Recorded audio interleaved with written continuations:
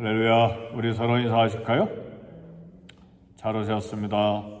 제 이름으로 축복합니다. 네. 어제 새벽 설교 때 인생은 수많은 목마름과 갈증이 있다고 했습니다. 어떤 사람은 물질에 관한 목마름이 있고, 또 어떤 사람은 진리의 빛에 관한 목마름이 있고, 또 어떤 사람은 평안이 목마른 사람이 있습니다. 그런가 하면 명예에 목마른 사람도 있습니다. 우리 주님은 이런 목마른 사람들을 향해서 이제 오늘 본문에서 말씀하시고, 그 목마름을 가득히 가지고 있었던 한 여인의 삶을 목적과 방향을 변화시켜 주심으로 하나님의 아름다운 사역자로 길을 걸어가도록 역사해 주셨습니다. 요한복음 6장에 보면 오병이의 기적 후에 모두 다 빵을 따라서, 떡을 따라서, 물질을 따라서 예수님께 또 기대를 가졌던 사람들에게 우리 예수님은 나는 생명의 떡이라고 했습니다. 하늘에서 내려온 살아있는 떡이다. 떡을 주셨기 때문에 떡에 대한 비유를 하셨습니다. 그리고 사람이 이 떡을 먹으면 영생하리라 그랬습니다.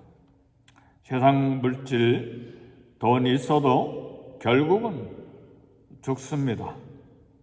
이 땅의 떡은 아무리 먹어도 결국은 죽습니다. 그런데 우리 주님은 살아있는 떡이라 말씀하시고, 사람이 이 떡을 먹으면 영생하리라, 그리고 자신이 생명의 떡이니까 이 떡을 먹으라고 말씀하셨는데, 예수님의 몸을 바로 떡으로 표현하는 것입니다. 그래서 그 몸을 우리에게 주심으로 우리가 예수님을 믿음으로 영생을 얻게 된 것입니다. 요한복음 7장에서 9장에 보면 초막절에 우리 예수님이 나는 세상의 빛이라 그랬습니다. 그리고 날 때부터 맹인된 사람 눈을 열어주심으로써 세상의 빛인 것을 보여주셨습니다. 세상 사람들은 다 눈을 가지고 세상을 보지만 영적인 눈이 어두워서 하늘을, 천국을 볼 수가 없고 메시아를 볼 수가 없기 때문에 우리 예수님은 나는 세상의 빛이라 그랬습니다. 그 빛을 보고 우리는 빛을 발견하고 빛의 길을 걸어가는 축복을 받았습니다. 두려움과 의심하는 제자들에게 두려워하지 말라고 말씀하시고 너에게 평안이 있을지어다 말씀했습니다. 우리 예수님만이 평안을 주실 수 있는 유일한 메시아, 구원의 주가 되십니다. 평안을 얻기를 원합니까? 세상의 것들은 아무리 내 곁에 둬도 두려움의 대상이요, 의심의 대상이요, 평안을 줄 수가 없습니다. 진정한 평안은 예수님만 주실 수가 있습니다. 그래서 우리 주님은 제자들에게 말씀하시기를 내가 너에게 평안을 주노라. 내가 주는 평안은 세상이 주는 것과 같지 아니하니라.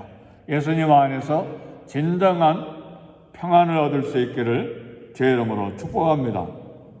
또 세상은 명예와 또 물질의 목마름 때문에 허덕이고 달려가는데, 하나님은 우리에게 말씀하십니다. 나는 내 방패요 너의 지극히 큰 상급이니라 그랬습니다. 우리 주님께, 하나님께 나아갈 때에 세상이 주는 썩는 멸류관이 아니라 하나님이 우리의 큰 상급이 되신다고 그렇게 말씀했습니다. 그리고 여호수아 13장 33절에 보면 하나님이 우리의 기업이 되신다고 말씀하셨습니다. 기업은 뭐예요? 재산이잖아요. 하나님을 기업으로 참 삼는 그런 은혜와 복이 있기를 제 이름으로 축복합니다. 이미 하나님이 우리의 아버지가 되셨기 때문에 아버지의 재산이 우리의 재산입니다. 그래서 우리는 기도함으로 하늘의 복을 구하고 또 사용하는 것입니다. 오늘 본문에는 요한복음 어제 본문의 말씀에요. 14절에 보니까 물 길러 온 목마른 여인에게 이 물은 마신 후에 다시 목마른다. 야곱의 우물 매일처럼 물을 길러 참 물을 마시지만 다시 목마른다. 그러나 내가 주는 물을 마시는 자는 영원히 목마르지 아니하리니 내가 주는 물은 그 속에서 영생하도록 솟아나는 샘물이 되리라. 그러니까 세상의 물들, 세상의 것들은 아무리 마셔도 다시 목마르지만 우리 예수님이 주시는, 하나님이 주시는 물 마시는 자는 영원히 목마르지 아니한다. 왜요? 우리 주님이 주시는 생명의 샘은 영생하도록 솟아나는 샘물이 되시기 때문에 그렇습니다. 그것이 바로 우리에게 주시는 영생을 두고 하시는 말씀입니다. 사랑하는 성도 여러분, 영생보다 더 귀한 것이 어디가 있습니까? 영생을 찾지 못해서 이 땅이 영생을 주는 줄 알고 모두 다 세상을 향해서 목말라 하는데 우리 주님만이 영원한 구원, 영원한 영생을 주십니다. 그리고 우리 주님이 주시는 샘물, 영생하도록 솟아나는 영생을 우리가 받을 때 죽어도 살겠고 무릇 살아서 나를 믿는 자는 영원히 죽지 아니하리라. 그렇게 말씀하셨어요. 아멘, 할렐루야. 이 영생을 우리가 가졌어요. 그래서 죽어도 어떻게 된다고요? 살겠고 무릇 살아서 나를 믿는 자는 영원히 죽지 아니하리라. 우리가 영생을 얻었고 죽어도 다시 부활하는 놀라운 축복을 얻었습니다. 그래서 이 모든 말씀을 들은 사마리아 수가성 여인이 예수님과 대화를 통해서 예수님이 메시아인 것을 알게 되고 발견하게 됐습니다. 그래서 이 여인은 그리스도를 만나게 되고 엄청난 영혼의 충격과 변화가 일어났어요. 예수님을 만났으니까요. 메시아를 만났으니까요. 그토록 목말라 하던 인생의 갈증이 예수님을 만난 순간에 막 충만한 생명으로 참 가득 차게 된 것입니다. 그래서 그 예수님과 수가성 여인과의 대화를 가지고 만든 영화를 보니까 막 여인의 눈이 팍 트이는데 정말 실감나게 그 배우가 그런 표정을 짓는 것을 보았어요. 참 영생, 영원한 구원 찾기 위해서 이 세상 사람들이 얼마나 찾습니까? 근데 이 여인은 마침내 그 갈증하던 목말라던 인생의 모든 갈증을 해결하는 엄청난 그런 참 복을 받았습니다. 왜요? 메시아를 만났기 때문에.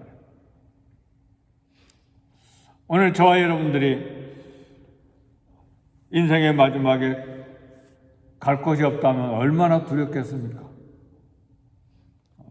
그래서요, 이 영생이 없는 사람들은 이 생의 마지막에 두려움 때문에 나는 못 죽어 소리 지르다가 가요. 그런 사람을 봤어요. 나는 못 죽어. 왜 그럴까요? 두렵잖아요. 어디로 가야 되는지. 우리 저와 여러분들은 오늘 생명이 끝나도 아멘 주 예수요 주님께 가잖아요. 할렐루야. 얼마나 감사하고 담대합니까? 그래서 우리는 오늘 이 여인의 변화를 보고 받을 교훈이 있어요. 여인이 물동이를 버려두고 곧장 마을로 뛰어들어갔습니다. 이 여인의 방향과 목적은 뭐였습니까? 물을 길러 와서 그 물을 마시고 살려고 했는데 그 물을 기르려는 목적을 내려놓고 그 방향을 수정한 거예요.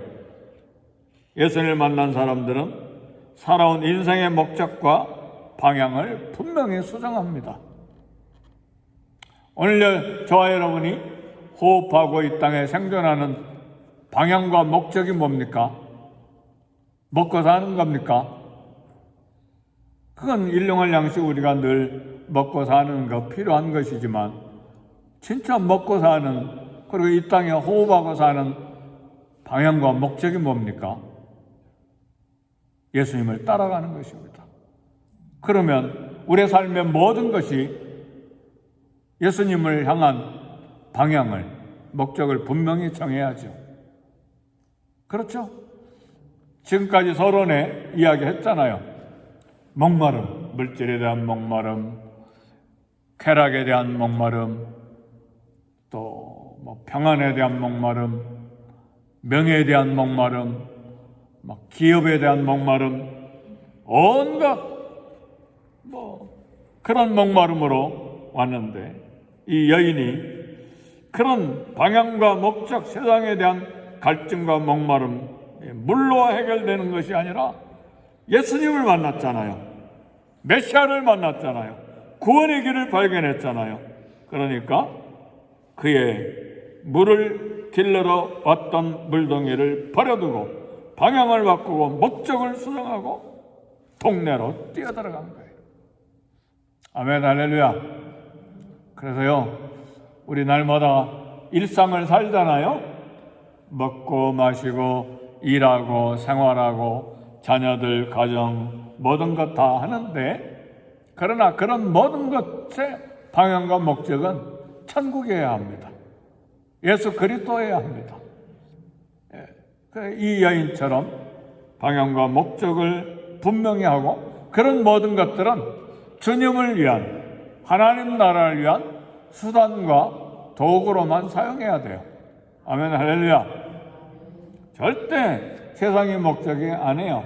아무리 내가 기업을 하고 판사, 검사, 대단한 명예를 가진 교수, 과학, 기업, 어떤 것을 하든지 간에 그것은 이 땅을 살아가는 수단과 방법일 뿐이에요.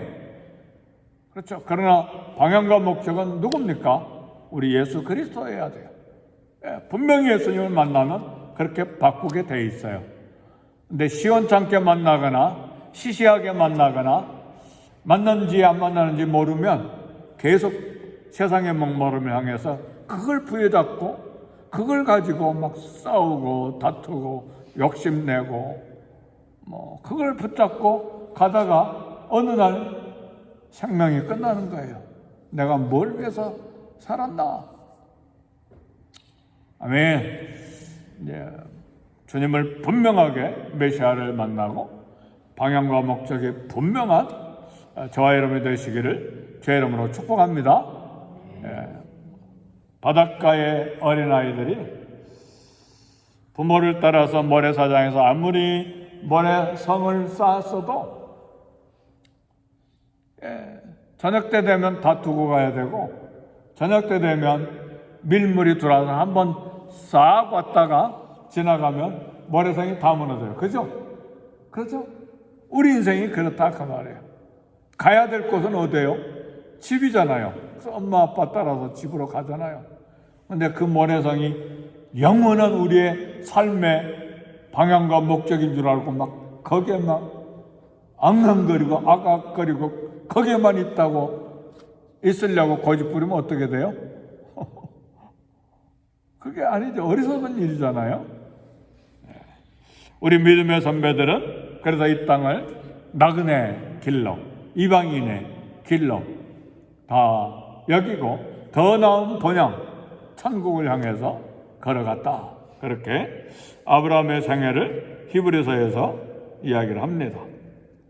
또 여인은 마을로 돌아가서 동네 사람들에게 자기가 만난 그리스도를 증거했습니다. 이 여인은 자기가 행한 부정한 삶 때문에 대인 기피증에 걸렸던 사람이에요. 사람을 피했던 사람이에요. 그래서 아낙네들이 많이 우물가에 모이는 아침이나 해지기 전 저녁 때에 우물가에 가지 못하고 다른 사람들이 다 낮잠 자거나 쉬는 정오에 12시에 해가 중천에 떠 있을 때에 홀로 우물가에 왔던 그런 대인 기피증이 있었던 여인인데, 사람을 만나기를 피하고 꺼려했던 이 여인의 삶에 놀라운 변화가 생겼어요. 복음으로 변화되면 꺼려하던 사람들을 찾아가게 됐어요. 원하지 않던 장소로 달려가게 됐어요. 만난 예수님을 전하고 내가 만난 예수님에 대한 감격을 이야기하게 돼 있어요. 여러분, 뭘 감격하고 뭘 자랑하기를 원하십니까? 우리 집에 황금이 있습니다. 그걸 자랑하겠어요? 아니면 내가 대단한 성공을 했습니다. 그걸 자랑하겠어요? 그건 다 모래성이에요. 내가 만난 예수님, 그렇게 목말랐던 내 인생에 목마르고 갈증했던 내 생명의 주, 생명수를 내가 마셨습니다. 예수님, 그 예수님을 전하게 돼 있어요. 우리가 사람 만나면 무슨 대화가 가장 중요한 대화거리입니까? 어느 가게 가니까 맛있는 먹거리가 있어요. 어디 가니까 정말 옷은 예쁜데 가격이 싸요. 어느 집에 가니까 어떻고. 그게 우리 대화의 가장 중요한 이야기거리입니까? 아니에요. 우리 예수님, 내가 만난 예수님, 오늘 아침에 내가 묵상하고 감격하고 깨달았던 이 하나님의 음성, 그걸 간증해야죠. 우리 삶의 목표가 어디가 있어요? 아무리 건강해도 다시 육체는 쇠해지게 돼 있어요. 어딘가 고장이 계속 나게 돼 있어요. 인생이 그렇게 돼 있어요. 그렇잖아요. 눈이 침침해지거나 잘 안 들리거나 아니면 위장이 약해져서 더 이상 마음대로 먹지 못하거나 내장, 소장, 간, 췌장, 폐, 그리고 또 어떤 때는 이제 뇌가 말을 안 들어요. 그래서 내가 시계를 어디다 뒀지? 그리고 이 스토브에 불을 켜놓고 냄비가 다 타도록 그냥 둬버리거나, 물을 틀어놓고 하루 종일 물이 흘러가게 놔둬버리거나, 우리는 그렇게 돼 있어요. 우리 인생이 그렇다고요. 그러니까 건강도 우리의 목표가 아니에요. 우리의 연약함과 후패함을 우리는 받아들여야 돼요. 자연스럽게. 그건 무슨 사인입니까?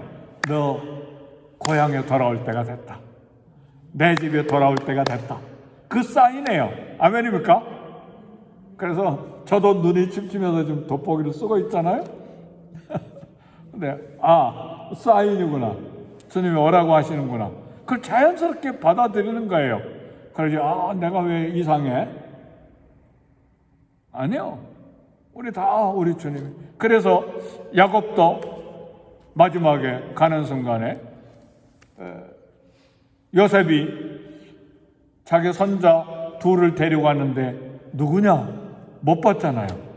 그래도 영성은 충만해가지고 자기 손자 누구에게 더 축복해야 되는지 그걸 알고 에브라임에게 막 오른손을 얹고 막 왼손으로 므낫세 큰아들에게 얹고 축복하잖아요. 아버지 요셉이, 아버지 그렇게 하지 마세요. 장자가 므낫세고 작은 아들이 에브라임이니까 오른손을 장자 므낫세에게 얹어서 축복하세요. 근데 야곱은 눈은 안 보이지만 막 영성이 충만해가지고 나도 안다, 내 아들아, 나도 안다.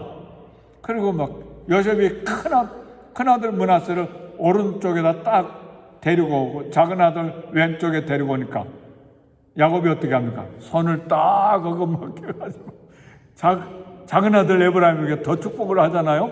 이게 야곱의 영성이에요. 아멘, 할렐루야.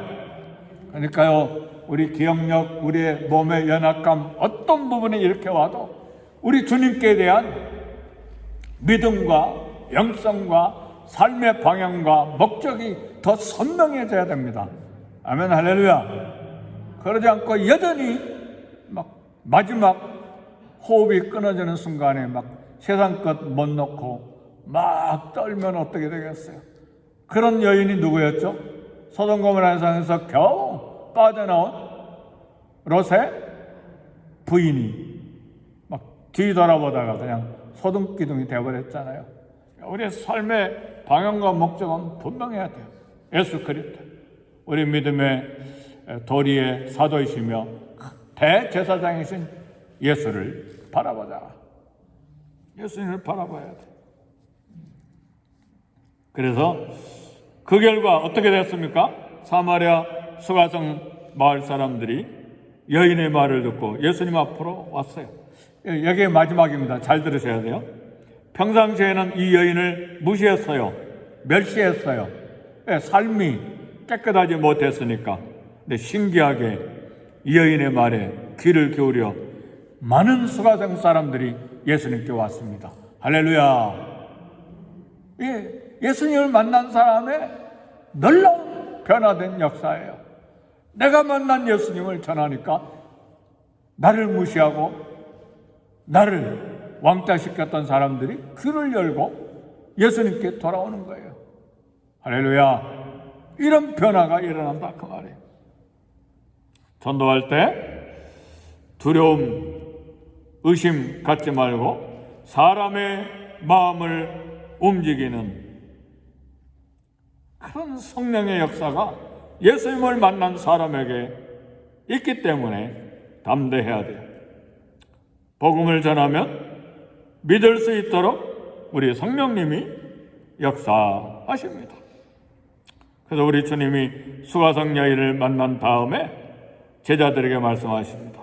너희 눈을 들어 밭을 보라. 휘어져 투수하게 되었도다. 죽어가는 수많은 영혼들에게,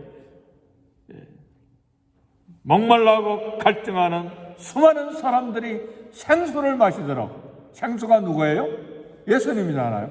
그 생수를 마시도록 내가 만난 예수님, 내가 감격한 하나님의 말씀 가지고 다가갈 때 거기에 역사하세요. 그렇지 않고 세상이 가득 차면요, 아무리 내가 말로, 멋있는 말로 막 그렇게 이야기해도 성령이 역사하실 수가 없고 감동이 없어요. 그런데 이 천한 수가성 여인은 그리스도를 딱 만나니까 막 영혼의 변화가 생기니까 내가 메시아 만났다. 그러니까 마을 사람들이 막 다 예수님께로 오잖아요. 이런 놀라운 역사에 쓰임받는 저와 여러분이 되시기를 제 이름으로 축복합니다. 우리 다 같이 기도하겠습니다.